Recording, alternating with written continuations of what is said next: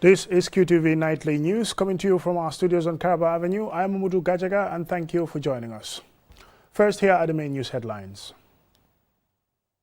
President Adama Barrow has ended his dialogue with and tour of the Central River region where he renewed his government's commitment to realizing rice self-sufficiency for the country by 2026.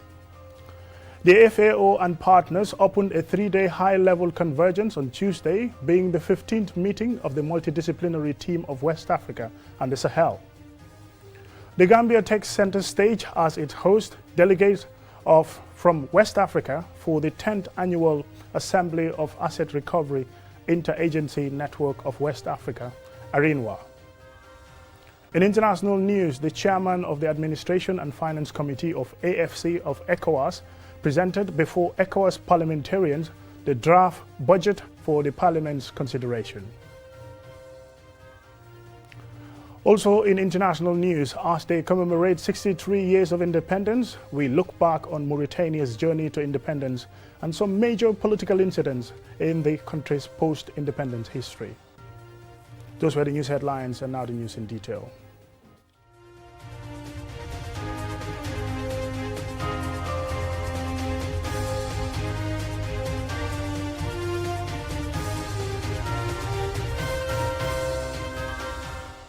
Welcome and thank you for joining us. This is QTV News. President Adama Barrow has ended his dialogue with and tour of the Central River region where he renewed his government's commitment to realizing rice self-sufficiency for the country by 2026. Meanwhile, local residents shared with the president their appreciation as well as their concerns on the development challenges they face. Umudulamin Choi has the details. After meetings at Upper River region, President Adama Barrow is in the southern part of the Central River region. His first stop is at Dalaba for a joint meeting of the constituencies of Nyamina Dankunku, Nyamina East and West. Speakers from these constituencies, like in previous meetings, appreciate government's efforts in subsidizing and providing access to fertilizer, seeds and some farming tools. The farmers describe this year's farming season as productive and promising. Joint meetings at Dalaba and Birkamaba, respectively, brought together constituencies of Nyamina Dankunku, Nyamina East and West, Upper Fuladu, Lower Fuladu and Janjambure. Speakers expressed gratitude to government and detailed the development challenges affecting their lives and livelihood. The messages are similar to those expressed in the previous meetings, but what stands among farmers in this region is their resoluteness and confidence that when well equipped, their produce can make the Gambia self-sufficient in rice production. Adequately cultivating and producing the Gambia's most staple food, rice, dominates the dialogue. In his address to the constituents, President Barrow acknowledges the challenging tasks to make the country self-reliant in rice. The Gambian leader estimates that it will cost $200 million for such a project. By partnering with the private sector and supporting farmers, President Barrow stresses his government's target to attain rice self-sufficiency by 2026. To realize this ambition, President Barrow announces that his government has signed contracts with 3 companies and agreements with beneficiary communities. According to the president, the project requires 10,000 hectares of land, out of which 6,000 has already been secured in URR and CRR, and that work is scheduled to start in January next year. The head of state calculates that when rice is cultivated twice in the 6,000 hectares, it will reduce the Gambia's rice imports by 50%. President Barrow urges Gambians to be patient while his government addresses the problems affecting the country. The Alcalo of Dalaba, Iloba, is the first to address the gathering in the first meeting. He praises the president for his non-discriminatory approach to development, which he said has brought some development to surrounding communities, including the provision of water supply. Fatou Sow, on behalf of the women, expressed similar sentiments. She also takes the opportunity to report to the president some development challenges confronting communities in this part of the country. Fatou Sow identifies lack of access to electricity, youth unemployment causing irregular migration, and ambulance at the local hospital are some of the major challenges affecting their lives. Mahmoud Sise of Kirbiran points out his awareness of the development programs government has been implementing in the region and also mentions the challenges confronting farmers due to lack of farm machinery, especially tractors. Other speakers speak of poor roads and the need to equip police stations with vehicles for mobility to better secure their lives and property. The Minister of Agriculture, Dr. Demba Sabali, addresses the gathering and begins his remarks by recognizing the Central River region as the breadbasket of the Gambia, while highlighting some of the projects government is implementing to improve the agriculture sector. Minister Sabali says government provided 20 tractors to CRR out of the 50 it had procured and distributed across the country, and that ahead of the farming season, farmers were provided free seeds of groundnuts, maize and koos, and subsidized the cost of fertilizer.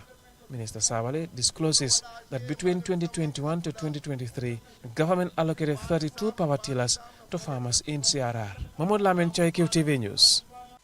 The Food and Agriculture Organization, FAO, and partners opened a 3-day high-level convergence on Tuesday on the 15th meeting of the multidisciplinary team of West Africa and the Sahel at the South Dauda International Conference Center in Bijolo. Loli M. Kamara attended the opening and filed this report. The high-level convergence brought together more than 100 participants from 15 ECOWAS countries to discuss and devise ways to accelerate the transformation of agri-food systems in West Africa and the Sahel. The theme is accelerating investments towards agri-food systems transformation in West Africa and the Sahel.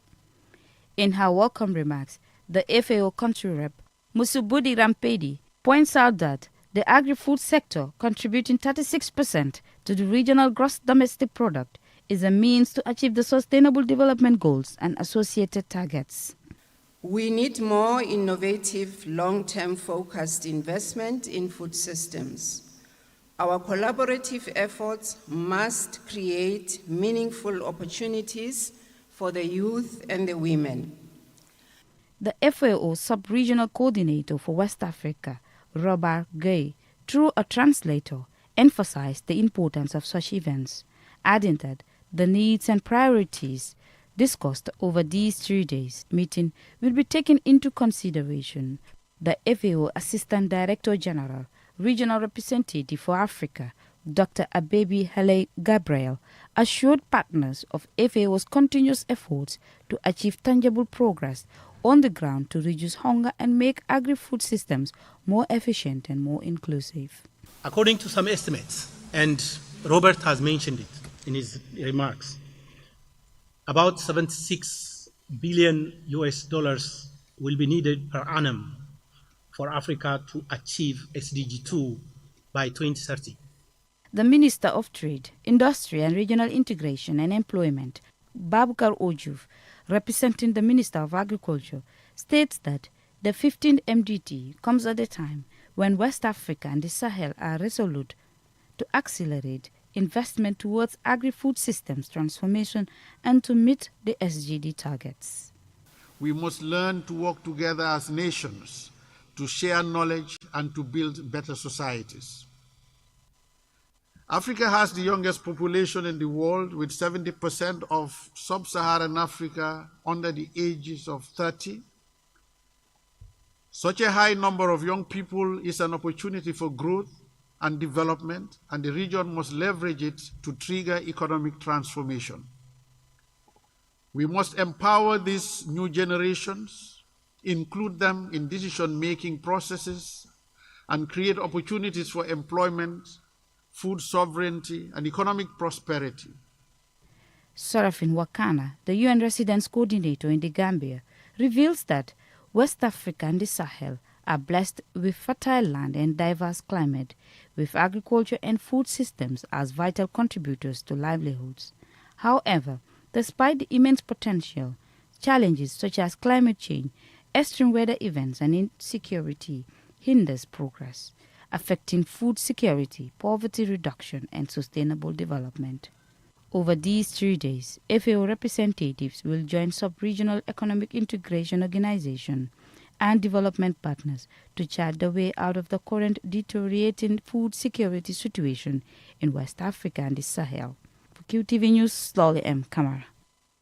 The Gambia Tech Center stage as its host delegates from across West Africa for the 10th Annual General Assembly of the Assets Recovery Interagency Network of West Africa, ARINWA, from November the 28th to the 30th, 2023. Lena E. Igwenyiba reports. Persisting issues of trafficking, embezzlement and corruption in West Africa prompted the establishment of the Interagency Network on Asset Recovery for West Africa, ARINWA. This initiative aims to bolster investigative capabilities and foster regional cooperation among member nations to address these challenges. The 10th ARINWA Annual General Meeting, hosted by the Gambia, provides a unique platform for delegations from member countries to review the network's activities for 2023. Here is Dauda Ejalo, the Gambia's Attorney General and Minister of Justice. Research data indicates that the African continent loses approximately $89 billion annually, equivalent to 3.7% of its GDP, due to illicit financial flows, including tax evasion and drug trafficking. These statistics are alarming.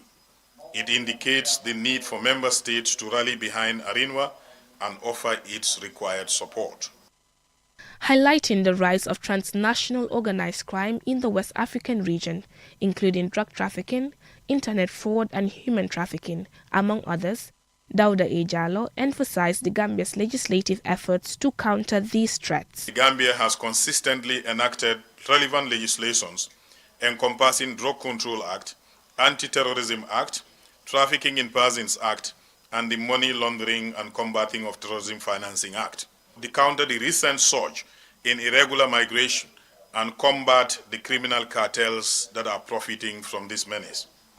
Anna Dupont, Portfolio Manager and Representative of the Regional Office of GIZ to the Gambia, Senegal and Cape Verde, and Seraphine Wakana, the UN Resident Coordinator, underscored the crucial role of ARINWA in combating various crimes, emphasizing its significance of maintaining regional security.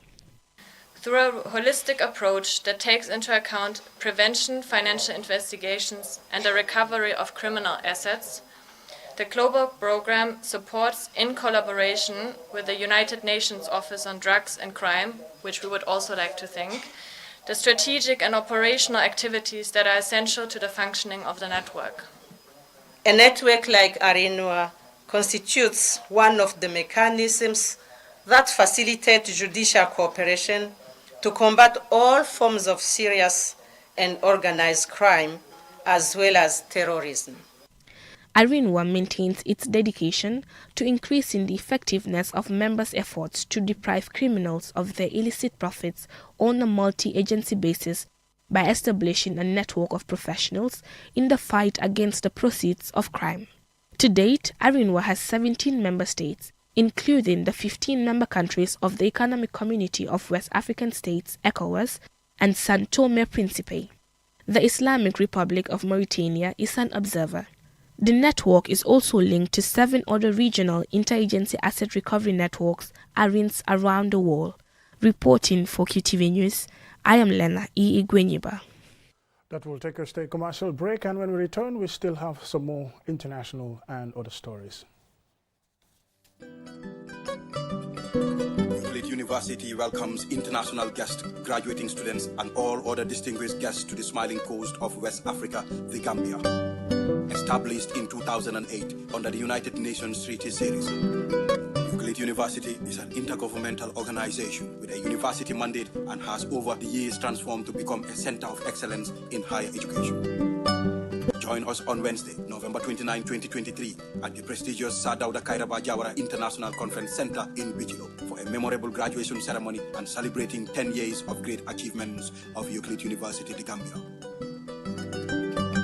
We are honored to welcome esteemed dignitaries under the patronage of our Chief Guest of Honor, Professor Per Gomez, the Minister of Higher Education, Research, Science and Technology of the Gambia.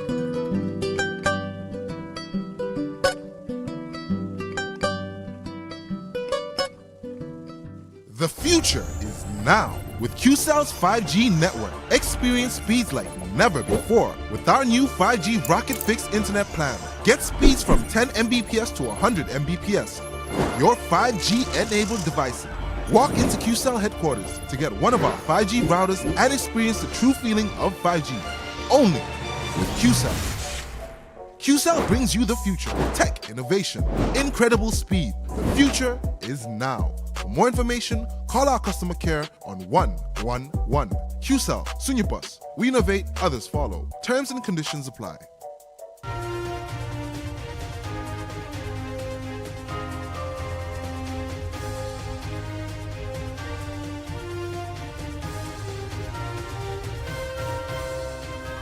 Welcome back and thank you very much for joining us. This is QTV News. The International Labour Organization ILO organized a workshop for members of the Gambia Trade Union Bureaus, GAMTUB, which brought together members to discuss transformation of the informal sector to the formal. More in this report. Over 35 trade union leaders from the Gambia Trade Union Bureaus, GAMTUB, came together over a 5-day period to discuss pertinent issues, particularly the transformation of the informal to the formal economy. Keba Masane Sise, chairman of the Gambia Trade Union Bureaus, explains the importance of the program. And the objective was bringing together, as well as trying to look at the informal sector, how to transform it. During the deliberations, we had a lot of presentations, and we know it's not an easy program to achieve. At the end of this program, we are going to have a comprehensive report, one that we will submit to government as to what support we need from them, and one we're going to submit to the ILO as to what sort of training we need from them. Because we need to train in order to build capacity. The Ministry of Trade, Industry and Employment is a key stakeholder when it comes to trade union affairs in the Gambia. Faba Jame, the Director of Employment at the Ministry of Trade, says the ministry is working on a new trade union bill which will come into effect next year. I'm happy to tell you that it has taken long that we try to do the trade union bill.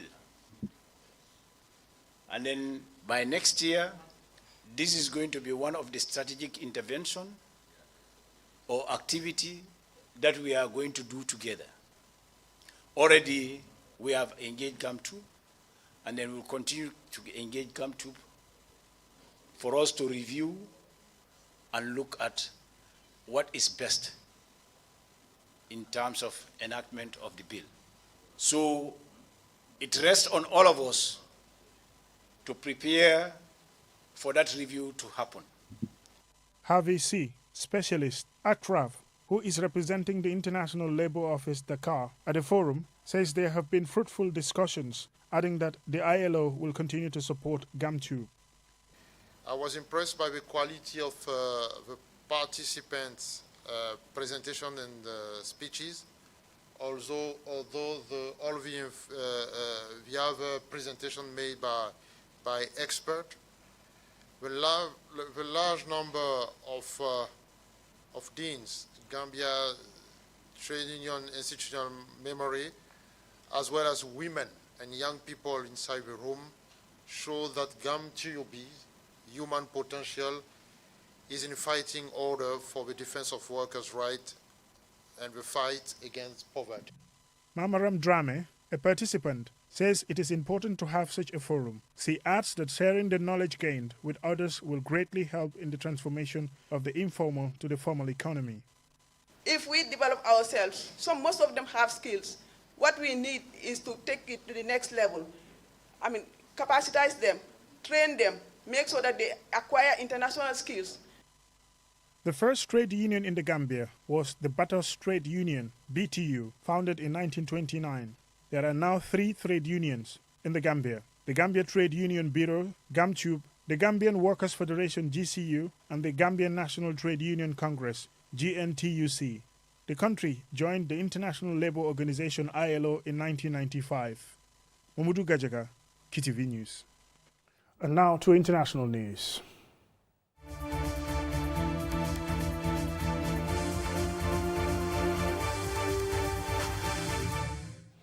The chairman of the Administration and Finance Committee AFC of ECOWAS, Yakubu A. Dadu, presented before ECOWAS parliamentarians the draft 2024 consolidated community budget of over 379 million units of account UA representing a decrease of 5% compared to the 2023 budget of over 418 million UA for the ECOWAS Parliament consideration. Aliou Cisse reports from Abuja.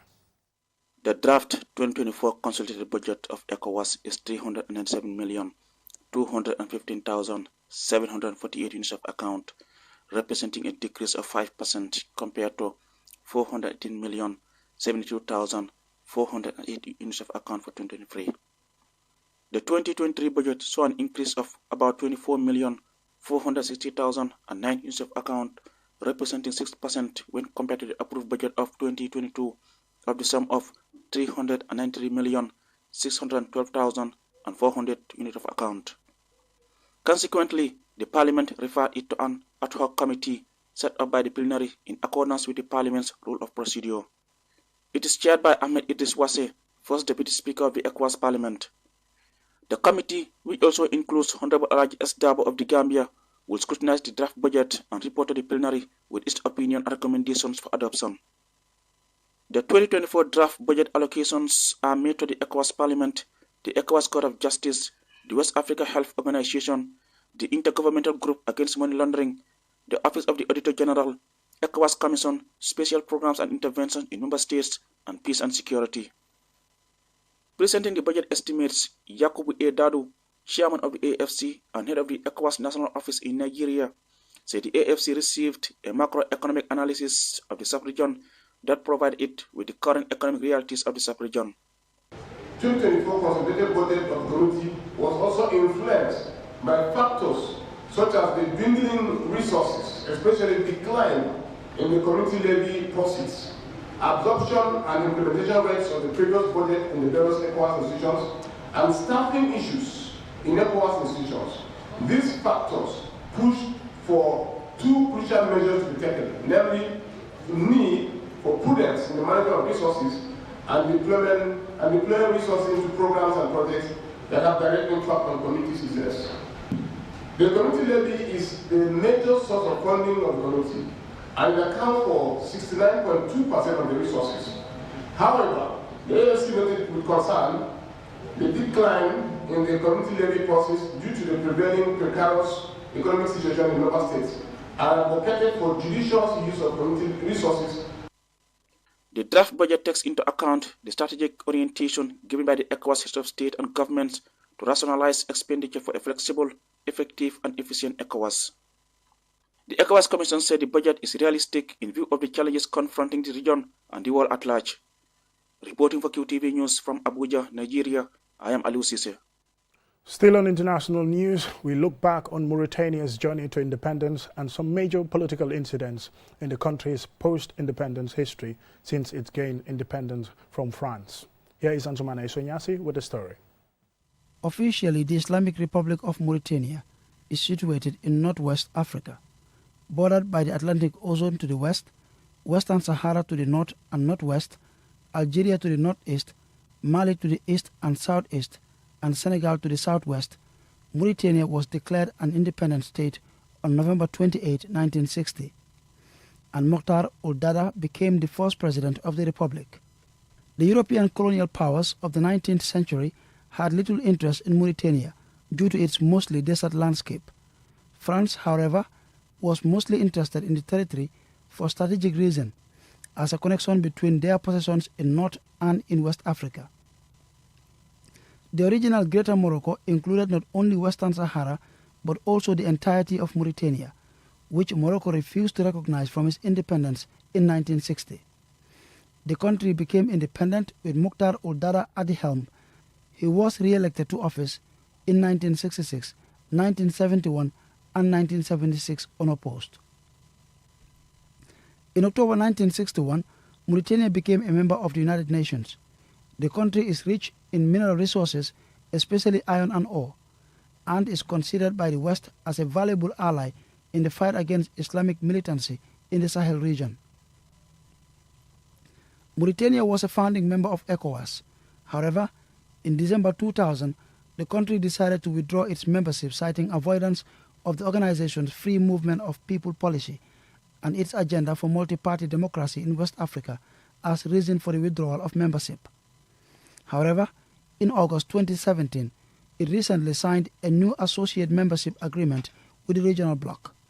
To date, it remains the only West African country that is not a member of ECOWAS.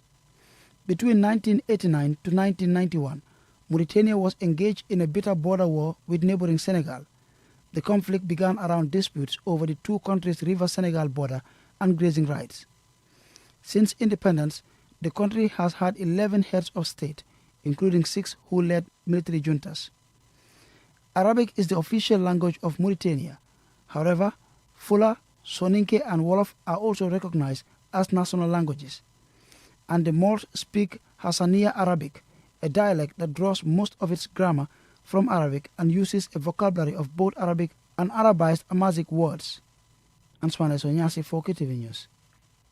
Now, before we end this news bulletin, here's a recap of our main news headlines.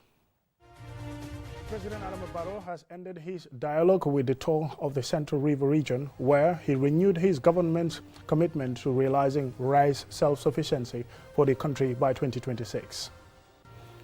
The Food and Agriculture Organization and partners opened a 3-day high-level convergence on Tuesday, being held the 15th meeting of the multidisciplinary team of West Africa and the Sahel. The Gambia takes center stage as its host delegates from across West Africa for the 10th Annual General Assembly of the Assets Recovery Interagency Network of West Africa, ARINWA.